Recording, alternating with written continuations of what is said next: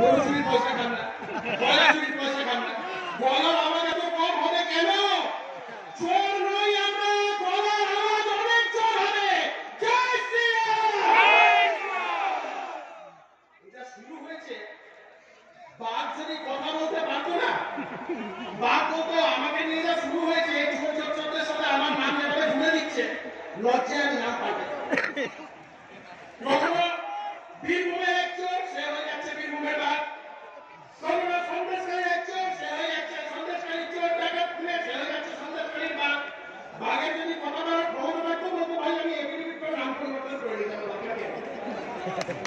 আজকে ধর্মতলা একটা সভা হচ্ছে, আমরা দেখেছি বিভিন্ন সময় ওখানে একটা র্যাম্প হয়েছে, 320 ফুটের র্যাম্প। ফ্যাশন শো এরকম র্যাম্পে হাঁটাহাঁটি করে মনে না। আজকে চোরেদের ফ্যাশন শো হচ্ছে ধর্মতলা। সব চোরেরা হাঁটাহাঁটি করছে, আর ফ্যাশন শোতে সবার শেষে যে আসে তাকে বলা হয় সোর্স টাকা। এখনো সোর্স টাকা ঢোকেনি, একটু পরেই সোর্স টাকা ঢুকবে। চোরেদের রানী, সমস্ত চোরেদের মাথা সেই মঞ্চে ফ্যাশন শো করতে, সেই মঞ্চে চোরেদের ফ্যাশন শো স্টপার হয়ে ঢুকবে। আমরা দেখতে পাচ্ছি গোটা রাজ্য জুড়ে কি চলছে, অরাজকতা, বিশৃঙ্খলতা, চুরি ডাকাতি, খুনি রাজনীতি।